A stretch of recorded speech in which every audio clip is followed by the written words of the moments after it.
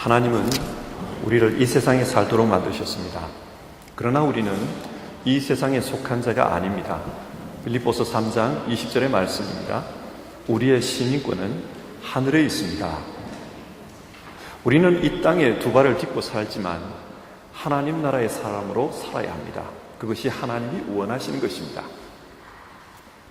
그러나 마귀는 우리가 이 땅에서 하나님 나라의 삶을 사는 것을 방해합니다. 유혹합니다. 어떻게 유혹합니까? 이 세상을 너무 사랑해서 하나님 나라를 잊어버리고 살도록 유혹합니다. 마귀가 예수님을 유혹한 것을 보십시오. 그처럼 우리도 유혹합니다. 예수님이 공생애를 시작하실 때 마귀가 찾아와서 말합니다. 네가 하나님의 아들이거든. 이 돌들에게 빵이 되라고 말해보라. 경제 문제로 유혹한 것입니다. 많은 경우 사람들은 먹고 사는 문제가 해결되면 그 다음에 신앙에 집중하겠다 그렇게 말합니다. 그러나 여러분, 사실이 그렇습니까? 인류는 처음부터 생존의 문제를 해결하기 위해 먹고 사는 것과 실험했습니다. 그러나 아직까지도 그 문제로 실험하고 있습니다. 지금 세계 강대국들을 보십시오. 절대로 먹고 사는데 어려움이 있는 나라들이 아닙니다. 그러나 끊임없이 무역 전쟁을 하고 있습니다. 이것이 무엇을 의미합니까? 인간이 살아있는 한 경제 문제는 계속된다는 뜻입니다. 그런데도 마귀는 이 문제가 해결될 때까지 다른 것을 버려두고 이 문제에 집중하라고 그렇게 유혹합니다. 그러다 보면 하나님 나라를, 그 나라의 삶을 잊어버리고 살게 되겠죠. 또 마귀는 예수님을 성전 꼭대기로 데리고 와서 네가 하나님의 아들이거든. 여기서 뛰어내려 보라. 그렇게 말합니다. 신앙 문제로 유혹합니다. 가정해 봅시다. 예수님께서 성전 꼭대기에서 뛰어내렸습니다. 그런데 천사가 받아주었습니다. 한 군데도 다치지 않았습니다. 그러면 그것을 본 사람들은 어떤 반응을 보일까요? 아마 난리가 났을 것입니다.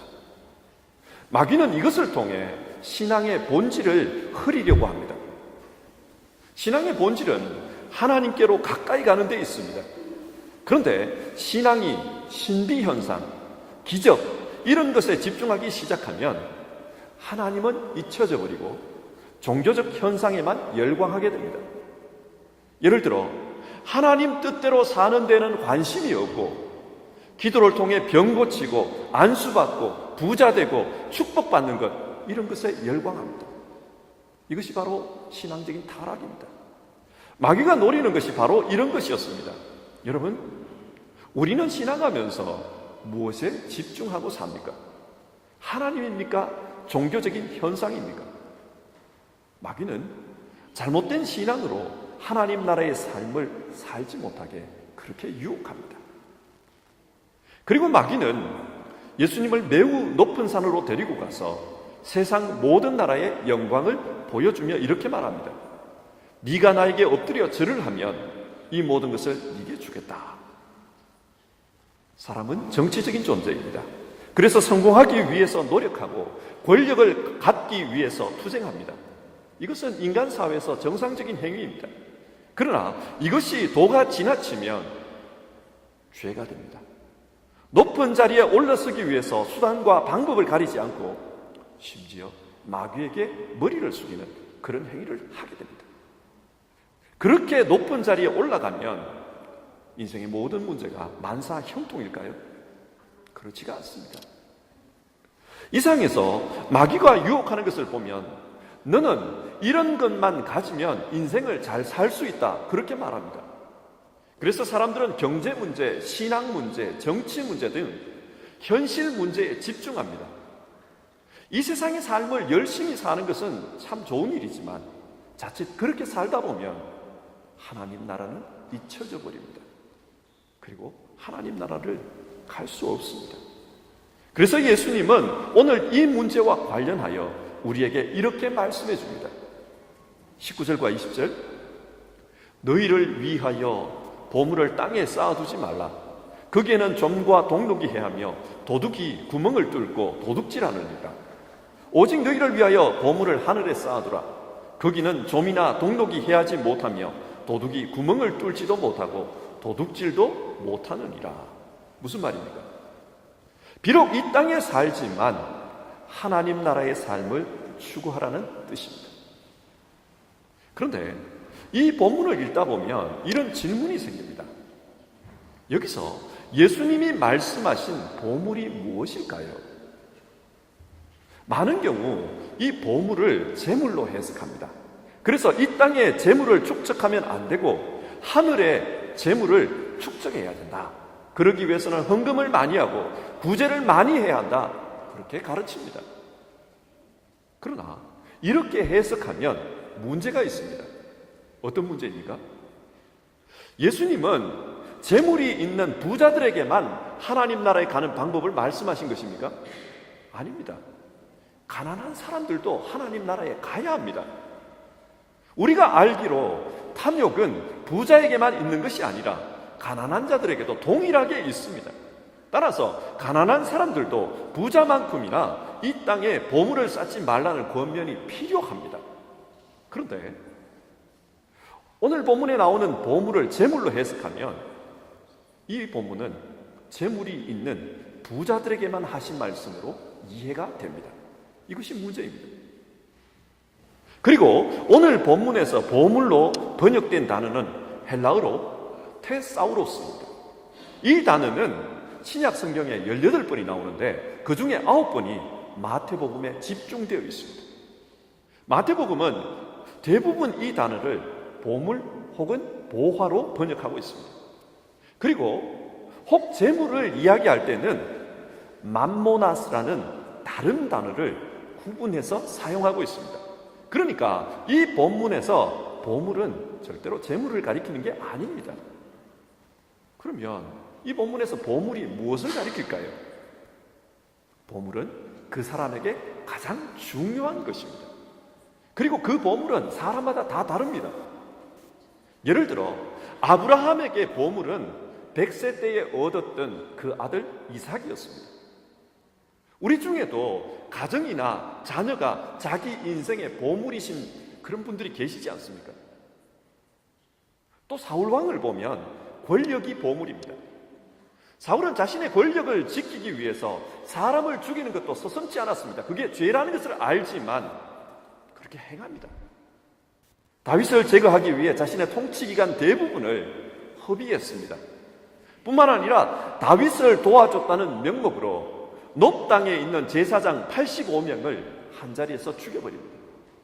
사울의 경호원들이 사울의 명령을 받고 양심의 가책이 들어서 절대로 제사장은 죽이지 못하겠습니다. 그렇게 말합니다. 그럼에도 불구하고 사울은 자신의 권력을 유지하기 위해 그 제사장들을 죽여버립니다. 오늘날에도 그렇지요. 성공을 위해서 가정을 희생하고 젊음을 희생하는 경우가 얼마나 많습니까? 성공이 그 사람에게는 보물입니다. 또 어떤 사람에게는 재물이 보물입니다. 마태복음 19장을 보면 한 부자 청년이 예수님을 찾아옵니다. 선생님, 어떻게 하여야 영생을 얻겠습니까? 예수님은 네 소유를 팔아 가난한 사람들에게 나눠주고 너는 나를 따르라. 그리하면 네가 하늘에서 보화를 차지하게 될 것이다. 그렇게 말씀합니다. 그러자 이 청년은 재산이 많기 때문에 근심하면서 돌아갔더라. 성경 그렇게 말씀합니다. 이 청년에게 보물은 바로 재물이었습니다. 또 율법학자들과 바리새인에게는 계명을 지키는 것, 구제, 기도, 금식과 같은 경건 행위가 보물이었습니다. 그런데 이들의 경건 행위는 사람들에게 보여주기 위한 경우가 많았습니다. 그래야 사람들로부터 인정을 받고 또 종교적으로 존중을 받기 때문입니다. 그래서 예수님은 마태복음 5장과 6장에서 이들을 비판합니다. 그리고 너희 의가 율법 학자들과 바리새파 사람들의 의보다 낫지 못하면 너희들은 하나님 나라에 들어가지 못할 것이다. 그렇게 말씀합니다. 이 상에서 보듯이 성경에 나오는 보물은 사람마다 다 다릅니다. 여러분에게는 무엇이 보물입니까? 예수님께서는 그 보물을 하늘에 쌓아두라고 말씀하고 있습니다. 여기서 두 번째 질문. 왜 보물을 하늘에 쌓아두어야 합니까? 예수님은 이렇게 말씀하십니다. 19절입니다. 너희를 위하여 보물을 땅에 쌓아두지 말라. 거기는 좀과 동록이 해하며 도둑이 구멍을 뚫고 도둑질하느니라. 이 땅의 보물은 좀이 먹습니다. 녹이 씁니다. 무슨 말입니까? 보물 그 자체가 유한성을 가지고 있다는 뜻입니다. 전도서 2장 9절에서 11절에 이런 말씀이 나옵니다. 나는 일찍이 예루살렘에 살던 어느 누구보다도 더 큰 세력을 가진 사람이 되었다. 원하는 것을 나는 다 얻었다. 누리고 싶은 낙은 무엇이든지 삼가지 않았다. 그러나 내 손으로 성취한 모든 일과 이루려고 애쓴 나의 수고를 돌이켜보니 참으로 세상 모든 것이 헛되고 바람을 잡으려는 것과 같고 아무런 보람도 없는 것이었다. 전도서 2장이 말하는 이 전도자의 보물은 세상적인 부귀영화였습니다. 권력이었습니다. 원하는 것을 다 얻었다고 합니다. 그런데 그 모든 것을 가져도 허무했다. 마치 손으로 바람 잡는 것과 같았다. 그렇게 말합니다. 왜 예수님께서 보물을 땅에 쌓아두지 말라고 하는가? 이 땅의 보물은 유한성을 가지고 있습니다. 그래서 그 보물을 하늘의 보물로 바꾸라고 합니다. 이 땅에 저금하지 말고 하늘에 저금하라. 그렇게 말씀합니다. 또 이 땅에서는 그 보물을 보관하는 것도 쉽지가 않습니다. 도둑이 든다고 했습니다. 누가복음 12장에 어리석은 부자 비유가 나옵니다. 이 사람은 성공했고 자기의 재산을 쌓아둘 곳이 없어 더 큰 창고를 만듭니다. 그런데 그날 저녁에 하나님이 찾아오셔서 이런 말씀을 합니다. 어리석은 사람아, 오늘 밤에 네 영혼을 네게서 도로 찾을 것이다. 그러면 네가 장만한 것들이 누구의 것이 되겠느냐? 사람들은 내 손에 있는 것이 내 것이라고 생각합니다. 그러나 오늘 성경은 내 손에 있어도 내 것이 아닐 수도 있다고 합니다. 왜 그렇습니까? 하나님이 내 생명을 찾아가시면 내 것이 아닙니다. 내가 지키려고 해도 내가 지킬 수가 없습니다. 그래서 보물을 땅에 쌓아두지 말고 하늘에 쌓아두라고 말씀합니다. 그리고 21절, 내 보물이 있는 그곳에는 내 마음도 있느니라.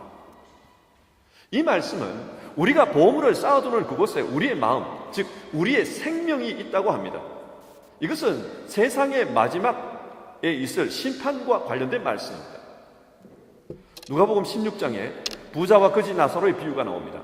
부자는 이 땅에 있을 때 자색 옷을 입고 날마다 호화로운 파티를 하며 살았습니다. 이 땅에서 보물을 즐기며 살았던 겁니다. 마침내 그렇게 살다 죽어 지옥에 갔다고 합니다. 그리고 그곳에서 너무 목이 말라 자신의 혀를 시원하게 해줄 물 한 방울을 간구하고 있습니다. 그러나 아브라함은 이런 말을 합니다. 얘야, 되돌아보아라. 네가 살아있을 동안에 너는 온갖 호사를 다 누렸지만 나사로는 온갖 괴로움을 다 겪었다. 그래서 나사로는 지금 여기서 위로를 받고 너는 고통을 받는다. 보물을 하늘에 쌓아 두어야 될 이유가 여기에 있습니다. 심판이 있기 때문입니다. 땅에서 온갖 호사를 누리는, 땅에서 온갖 보물을 누리는 그런 삶은 하나님으로부터 상을 얻지 못합니다. 하늘에 보물을 쌓아둘 때 상이 있습니다. 여기서 연달아 질문해 봅시다. 여러분, 그러면 하늘에 보물을 쌓는다는 것이 무엇입니까? 무엇을 두고 하늘에 보물을 쌓으라고 말하는 것입니까? 그것은 이 땅에서의 삶의 기준을 하나님께로 돌려 맞추는 것입니다. 창세기 22장에는 아브라함이 자신의 아들 이삭을 모리아 산에서 번제로 바치는 내용이 나옵니다. 아브라함은 모리아 산으로 가기 위해서 3일 동안 길을 걸었습니다. 그리고 그 3일 동안 아브라함은 고민했을 것입니다. 하나님을 선택할 것인가? 나보다 더 중요한 생명, 내 아들 이삭을 선택할 것인가? 가는 길 내내 아브라함은 고민했을 것입니다. 그리고 그의 결론은 하나님이었습니다. 그래서 이삭을 번제물로 바치려고 합니다. 그때 하늘에서 음성이 들려옵니다. 아브라함아, 그 아이에게 손을 대지 말아라. 네가 너의 아들, 너의 외아들까지도 나에게 아끼지 아니하니 네가 하나님 두려워하는 줄을 내가 이제 알았다. 여기서 하나님께서 궁금해하신 것은 아브라함이 무슨 기준으로 살고 있느냐, 그것이었습니다. 그래서 아브라함이 하나님을 선택했을 때 이제야 네가 하나님 두려워하는 줄을 알았다, 그런 말씀을 합니다. 그리고 여호와 이레의 축복을 주십니다. 하나님께 중요한 것은 그의 기준이었습니다. 하나님에게 제일 중요한 것은 자기 백성입니다. 그래서 자기 백성을 위해 십자가에서 독생자까지 희생하십니다. 하나님께서 제일 중요하게 생각하는 것은 우리입니다. 그 하나님께서 궁금해 하십니다. 너에게는 무엇이 제일 중요하냐? 하늘의 보물을 쌓는다는 것은 하나님을 제일 중요하게 생각하며 사는 것, 그래서 그 하나님의 뜻대로 사는 것, 그것을 의미합니다. 마태복음 6장 1절에서 18절을 보면 예수님은 구제를 할 때에 오른손이 하는 것을 왼손이 모르게 하라고 했습니다. 왜 그렇게 하라고 했는가? 은밀한 중에 보시는 너의 아버지께서 갚아줄 것을 믿으라고 합니다. 기준이 하나님이었습니다. 기도할 때도 마찬가지였습니다. 사람에게 보이지 말고 골방에 들어가서 기도하라고 합니다. 왜 그렇습니까? 은밀한 중에 보시는 내 아버지께서 갚으시리라. 역시나 기준은 하나님이었습니다. 금식 역시 마찬가지입니다. 금식할 때는 머리에 기름을 바르고 얼굴을 씻으라고 했습니다. 왜 그런가? 은밀한 중에 계신 내 아버지께 보이게 하려 함이라. 기준은 하나님이었습니다. 사람에게 보여 칭찬을 받는 것, 그것이 오늘 성경이 말하는 땅에 보물을 쌓아두는 것입니다. 그래서 사람에게 칭찬을 들으면 이미 자기 상을 받았습니다. 그렇기 때문에 하늘에는 상이 없습니다. 반면 하늘에 보물을 쌓는다는 것은 하나님이 보신다는 것을 믿고 하나님의 기준에 맞추는 것입니다. 신앙의 기준이 하나님입니다. 우리 시대의 교회를 봅시다. 많은 교회들이 큰 교회가 되는 것을 목표로 합니다. 그래서 큰 교회가 되기 위해서 성도들에게 전도하라고 또 봉사하라고 그렇게 강조합니다. 때로는 이것도 중요합니다. 그러나 이것 때문에 교회가 타락했습니다. 사람의 눈에 보이는 것, 사람들에게 인정받는 것, 사람의 비위를 맞추어서 많은 사람이 모이는 것, 그것을 추구하면 교회의 본질이 이상한 방향으로 흘러버립니다. 어떤 교회들은 구제를 해도 요란스럽게 합니다. 장학금을 전달해도 다 드러나게 합니다. 선교를 해도 여기저기에 알리면서 합니다. 마태복음 6장 2절의 표현을 빌리면 나팔을 부는 것입니다. 사람들에게 나팔을 불려서 알리는 것입니다. 하늘의 보물을 쌓는 것은 사람에게 보이는 것이 아닙니다. 기준을 하나님께 두고 하나님의 뜻대로 사는 것입니다. 그러나 우리 시대는 이렇게 변해가고 있습니다. 하나님의 뜻은 분명합니다. 하나님을 사랑하라. 그리고 내 이웃을 사랑하라. 이 일을 하나님이 보시도록 그렇게 하는 것, 그것이 하늘의 보물을 쌓는 것입니다. 마지막 질문입니다. 그러면 어떻게 하면 하늘의 보물을 쌓을 수 있습니까? 먼저는 우리가 순례자라는 것을 알아야 합니다. 우리 모두는 이 땅에 살지만 이 땅에 속한 사람들이 아니라고 했습니다. 하늘에 속한 사람들입니다. 그래서 이 땅의 삶을 하나님 나라를 향해 가는 순례의 길로 생각하고 살아야 합니다. 우리 교회 표어가 예수님을 따르는 순례자들의 교회 아닙니까? 우리가 하나님 나라를 향해서 순례한다라는 것을 인식할 때 우리의 보물을 하늘에 쌓아두려고 할 것입니다. 히브리서 11장을 보면 아브라함과 이삭과 야곱은 하나님께서 예비해 두신 하늘 본향을 바라보며 이 땅을 살아간 나그네였다고, 믿음의 조상들은 나그네였다고 그렇게 소개합니다. 그들은 나그네로 살았기 때문에 이 땅에서는 비록 장막에 거했지만 이 땅에 보물을 쌓지 않고 하늘 본향의 보물을 쌓았던 사람들이었습니다. 여러분, 이런 나그네는 어떻게 삽니까?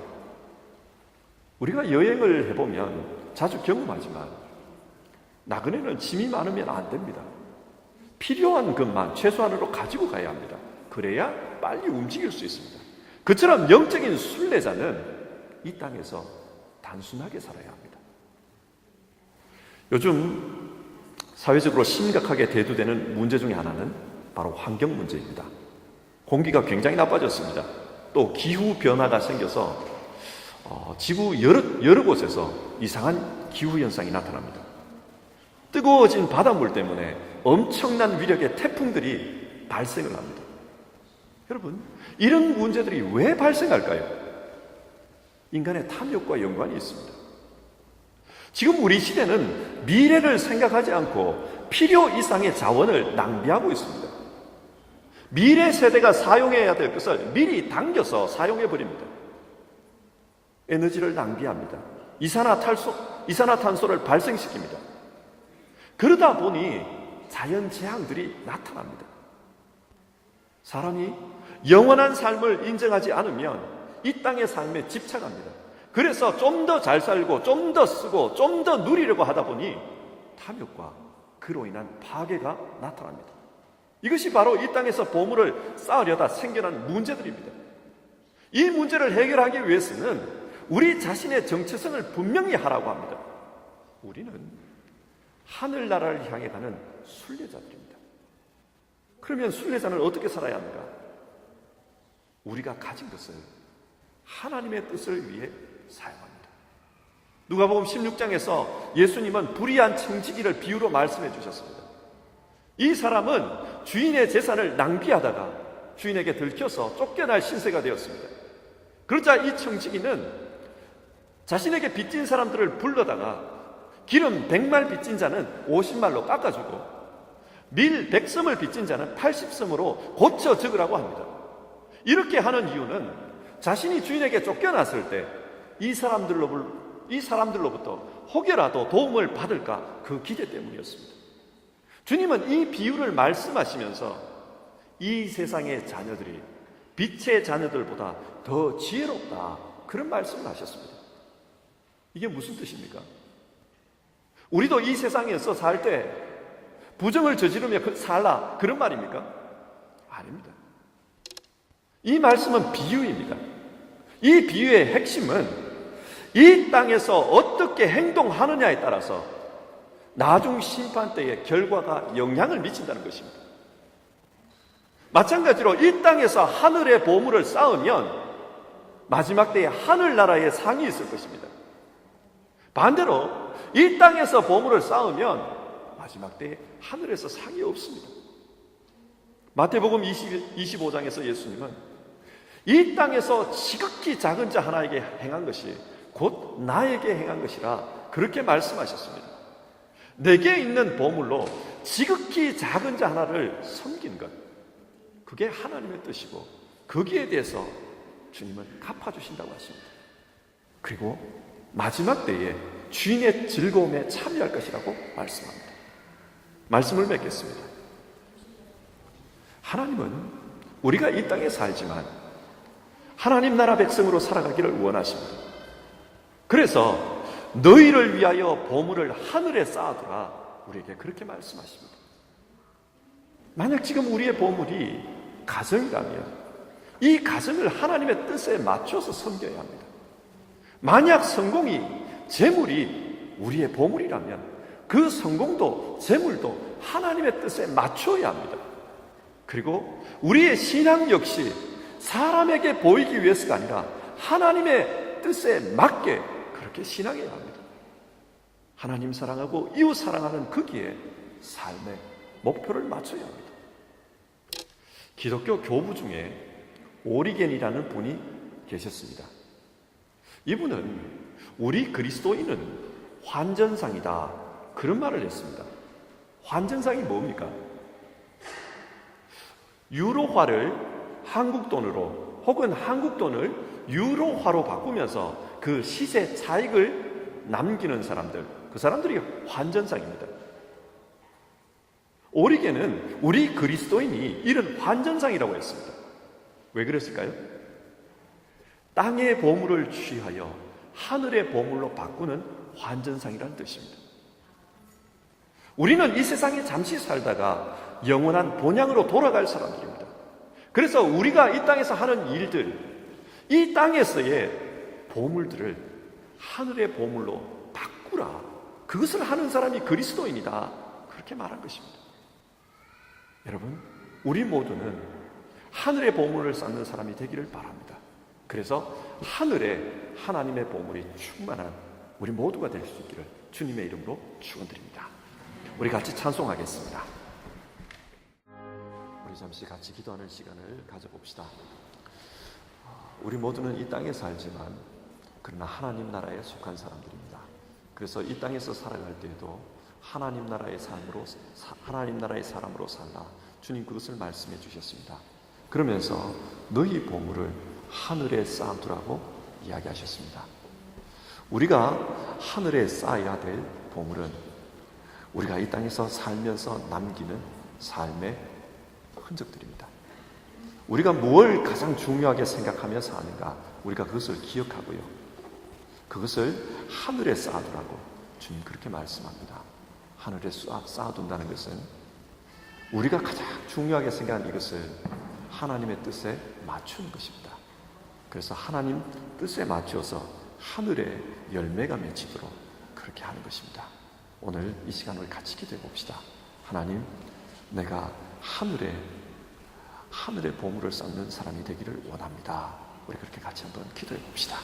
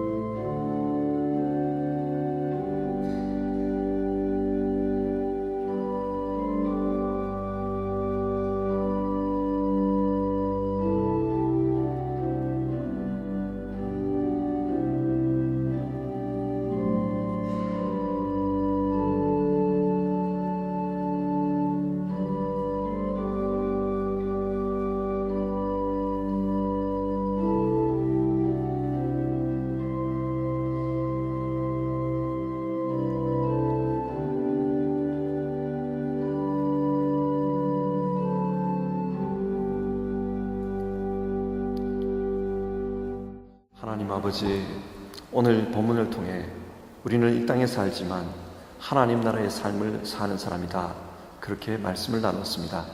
우리 모두는 잠시 머물다 떠나는 나그네와 같은 영적인 순례자입니다. 우리의 기준은 하나님께 있고 또 하나님 나라에 맞춰져야 한다는 말씀을 나눴습니다. 이 땅의 삶을 열심히 살아야 하지만 기준을 하나님께 맞추고 그렇게 살게 하옵소서. 그리고 영적인 순례자로 탐욕을 부리지 않고 단순하게 살게 하옵소서. 하나님을 사랑하고 이웃을 사랑하는 그런 삶을 살게 하옵소서. 그래서 이 땅의 보물을 하늘의 보물로 바꾸어서 하늘의 보물을 쌓는 우리 모두 되게 하옵소서. 예수님의 이름으로 기도드립니다. 아멘.